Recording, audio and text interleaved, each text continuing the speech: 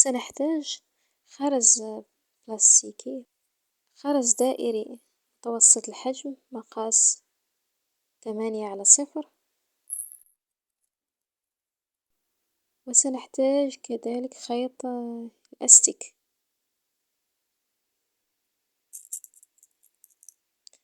الآن سنأخذ 4 حبات خرز زرقاء،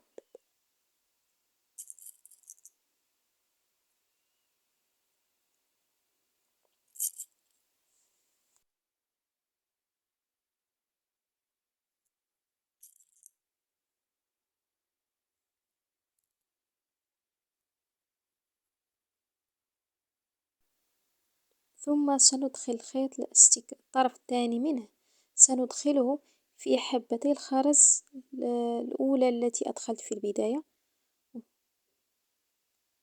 كي نشكل شكل مربع. الحبتين الأولى فقط، أما الحبتين الثانية لا ندخل فيهما ذلك الخيط.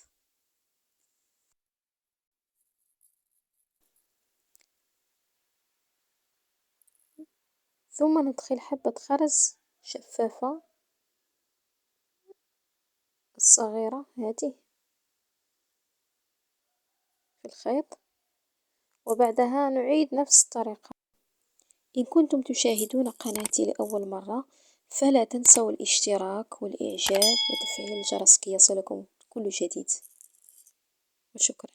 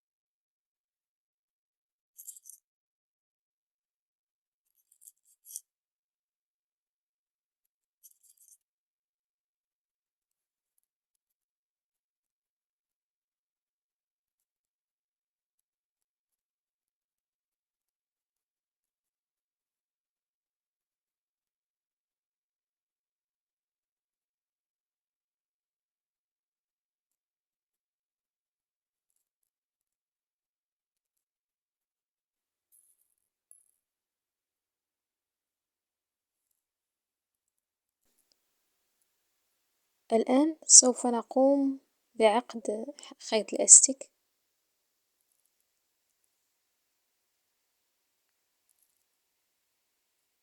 ثم نقطع الأطراف الزائدة بعد عقده.